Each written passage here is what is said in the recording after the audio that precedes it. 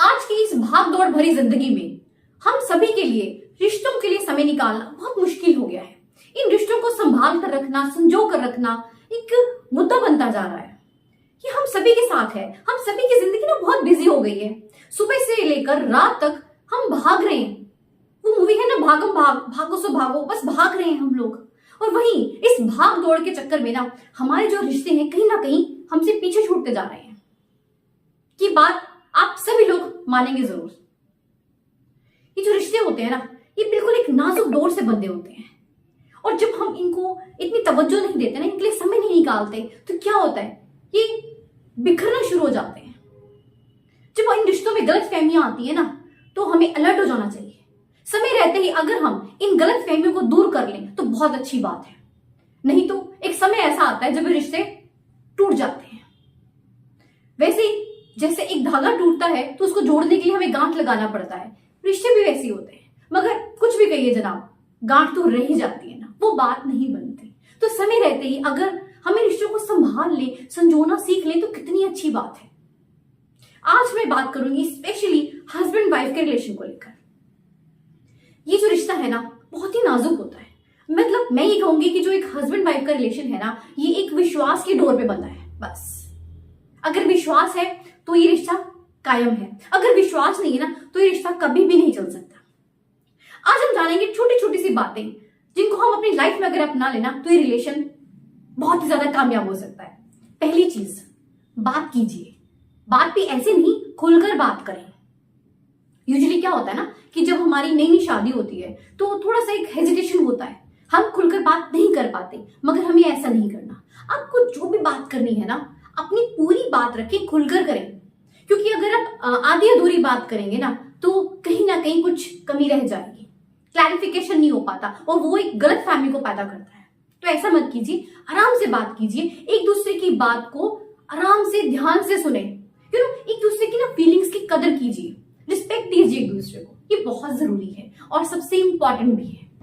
एक दूसरे के साथ समय जरूर बिताएं, ये बहुत जरूरी होता है। आजकल का जो ट्रेंड है ना, इसमें क्या होता है कि हस्बैंड एंड वाइफ दोनों ही वर्किंग होते हैं। तो किसी का नाइट शिफ्ट है, किसी का मॉर्निंग में है, तो टाइम मतलब कंपैटिबिलिटी नहीं बैठ पाती, वहीं वो एक दूसरे को समय नहीं दे पाते। देखिए, समय एक दूसरे को देना बहुत जरूरी है। जब तक आप एक दूसरे को टाइम नहीं दोगे, एक दूसरे को समझोगे नहीं, तो कैसे चलेगा। ये बहुत जरूरी है। आप दोनों का एक दूसरे के साथ क्वालिटी टाइम स्पेंड करना बहुत जरूरी है, चाहे वो थोड़ा ही क्यों ना हो। आप बैठकर खाना खा सकते हैं एक साथ, आप कहीं वॉक पे जा सकते हो एक साथ, है ना, ये तो कर सकते हो। हाँ, जिस दिन आपका ऑफ है ये आप ले लीजिए, एक का है दूसरा ले लीजिए। फिर क्या करिए, मूवी देखने चलते हैं, बना लीजिए प्रोग्राम, एक छोटा सा ट्रिप रख लीजिए, सुबह गए शाम को आगे हो गया। इतना तो कीजिए, बहुत अच्छा लगेगा, आप देखिएगा मजा आ जाता है। और क्या करेंगे आप, छोटे छोटे सरप्राइज देते रहिए। देखिए, बहुत अच्छा लगता है अगर हम एक दूसरे के शौक को जान लें, उसे क्या अच्छा लगता है, उसको क्या अच्छा लगता है। यूजुअली लेडीज को क्या होता है, थोड़ा सा मेकअप की चीजें अच्छी लगती है ना, तो आप दे सकते हो, लिपस्टिक दे सकते हो, आप कोई भी परफ्यूम दे सकते हो, कुछ ऐसी आप अपने हस्बैंड को दे सकते हो। उनको जो भी शौक है, उनको बढ़िया सा अगर कोई परफ्यूम अच्छा लगता है वो दे सकते हो उनको। कोई आप उनको गॉगल्स दे सकते हो अगर उनको शौक है, कुछ भी दे सकते हैं। चीजें छोटी ही हो, खुशियां छोटी ही क्यों ना हो, मगर बहुत जरूरी है, बहुत अहमियत रखती है हमारी जिंदगी में। तो इन छोटी छोटी खुशियों को सेलिब्रेट कीजिए और एक दूसरे की तारीफ जरूर करें।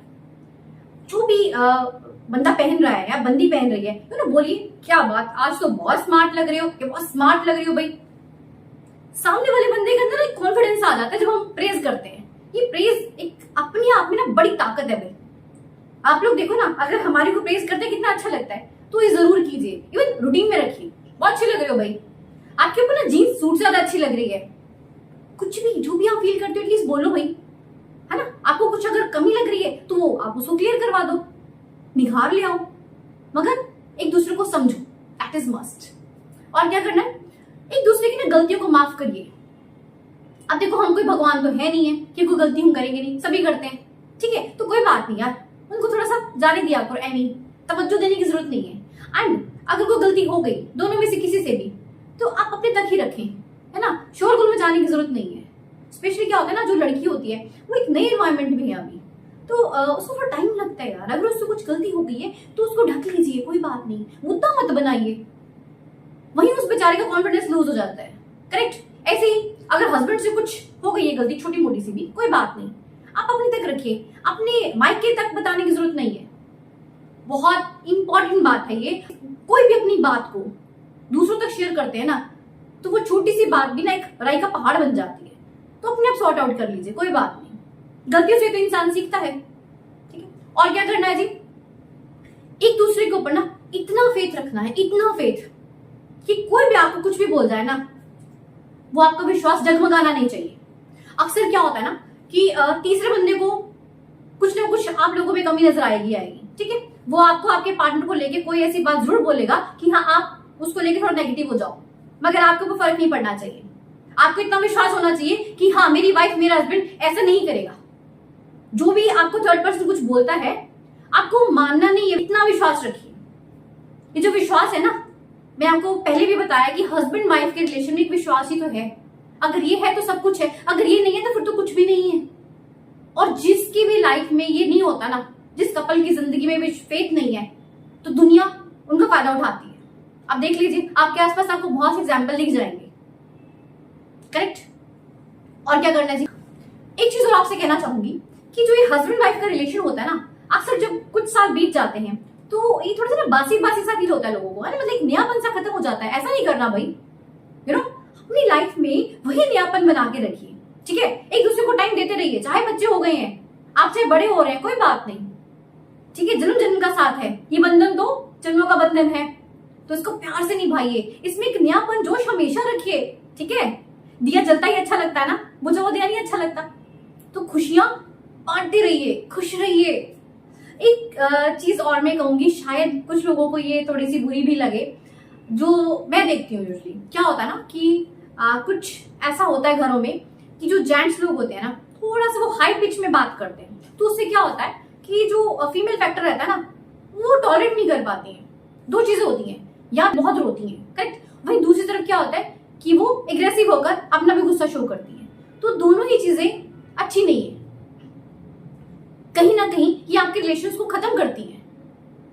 हमें एक दूसरे की फीलिंग्स को ना समझना है, एक दूसरे को हमें रिस्पेक्ट देनी है।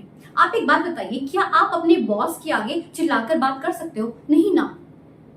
तो फिर हम अपने हस्बैंड वाइफ के सामने मतलब ऐसी क्यों बात करें? नहीं अच्छा लगता ना। वो कोई सर्वेंट तो नहीं है ना, वो भी तो एक इंसान है, उसके अंदर भी फीलिंग्स हैं भाई।